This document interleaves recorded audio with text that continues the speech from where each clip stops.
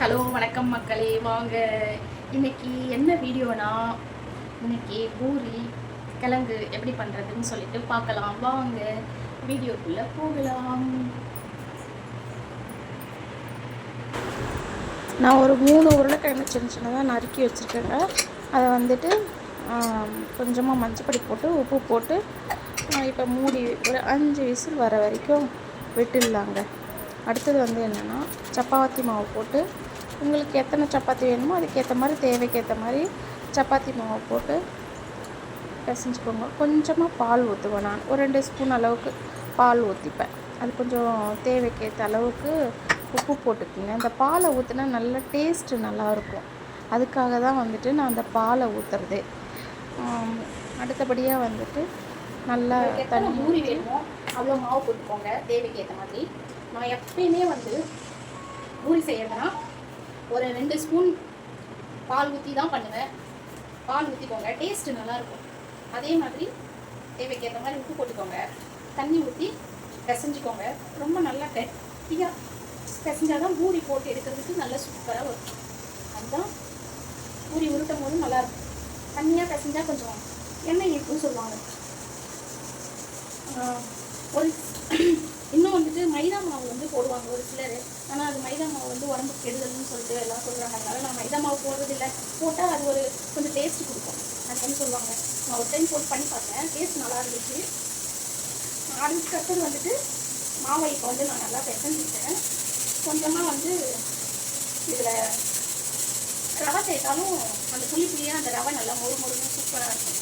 அதுவும் நல்லாயிருக்கும். நீங்கள் அந்த மாதிரி பண்ணலாம், நல்லாயிருக்கும்.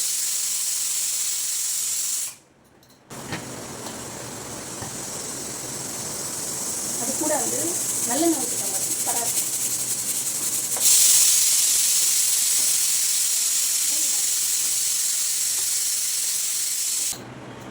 சப்பாத்தி மாவில் வந்துட்டு சப்பாத்தி மாவு எங்கள் வீட்டில் சப்பாத்தி செஞ்சு பசங்க சாப்பிட மாட்டாங்க.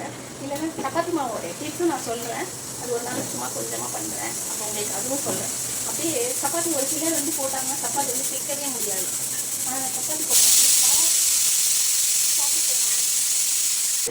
இருங்க, சும்மா கத்திக்கிட்டே தான் இருப்பான்.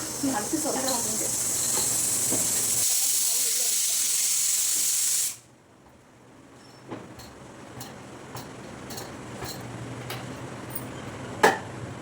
ஓகே, அடுத்து வந்து ஒரு வெங்காயம், ஒரு தக்காளி, 3 பச்சை மிளகாய், கொஞ்சோண்டு கருவேப்பிலை எடுத்து வச்சு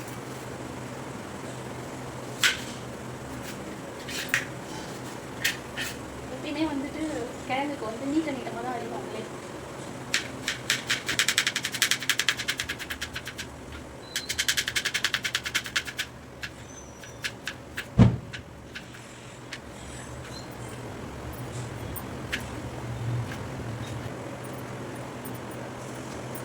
ஓகே, ரெடி ஆச்சு.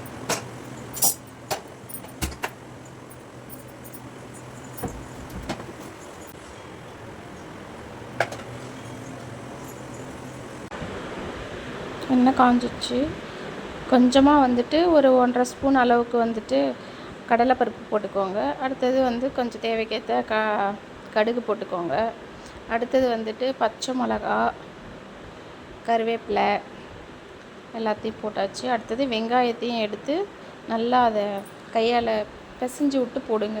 ஏன்னா நீளமாக நறுக்கி வச்சுருக்கல, ஒட்டிக்கிட்டே இருக்கும். அதனால் நல்லா வதங்கிட்டு இருக்கு பாருங்கள். அதுக்குள்ளார அந்த கிழங்கு வேக வச்சல அதை எடுத்து ஓப்பன் பண்ணி வச்சிடலாம்.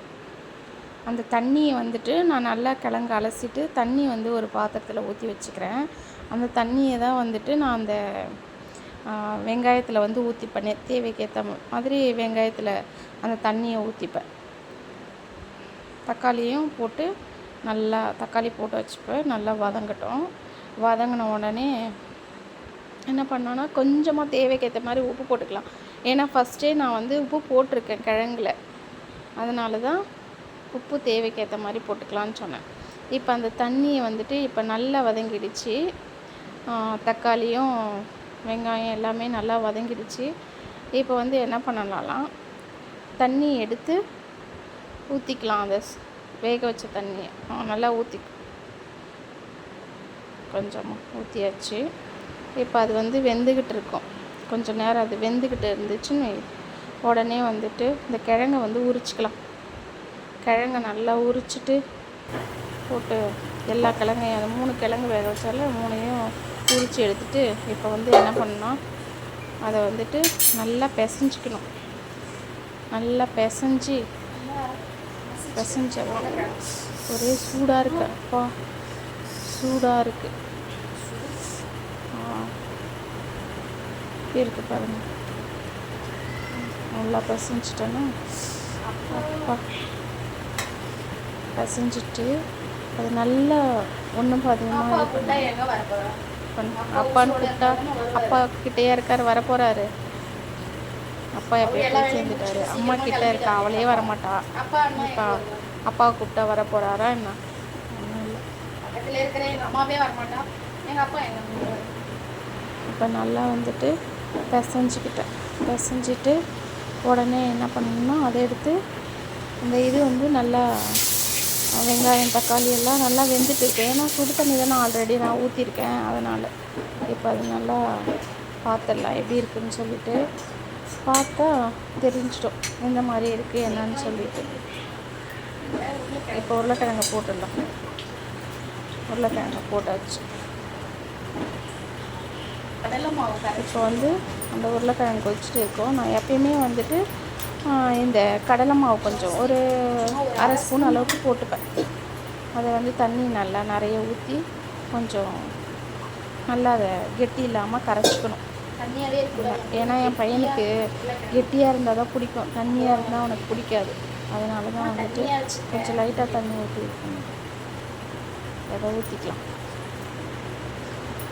இப்போ வந்துட்டு நல்லா இதாகிடுச்சா. இப்போ வந்து மல்லி தூவி விடுவேன், ஆனால் அவனுக்கு பிடிக்காது. அதனால தான் பாருங்கள் இப்போ எப்படி இருக்குது பார்த்தீங்களா? நல்லா இருக்கா? அவ்வளோதான், வேலை முடிஞ்சிச்சு. இப்போ வந்துட்டு பூரிக்காக எண்ணெய் சட்டி வச்சுட்டேன். இப்போ எண்ணெயை ஊற்றிக்கலாம். எண்ணெயை ஊற்றியாச்சா. அடுத்தது இந்த பூரியை வந்துட்டு உருட்டி எடுத்துக்கலாம். பூரியை உருட்டி எடுத்துட்டு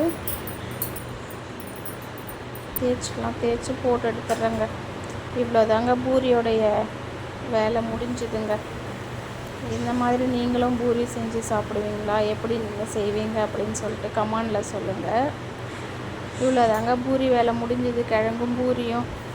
உங்களுக்கு இந்த வீடியோ பிடிச்சிருந்தா லைக் பண்ணுங்கள், ஷேர் பண்ணுங்கள், கமெண்ட் பண்ணுங்கள், சப்ஸ்கிரைப் பண்ணுங்கள். வாங்க இங்கே பாருங்கள், எங்கள் வீட்டு பூரி எப்படி இருக்குன்னு பார்க்கலாம். பூரி ரெடி ஆகிடுச்சு. வாங்க சாப்பிட்லாம்.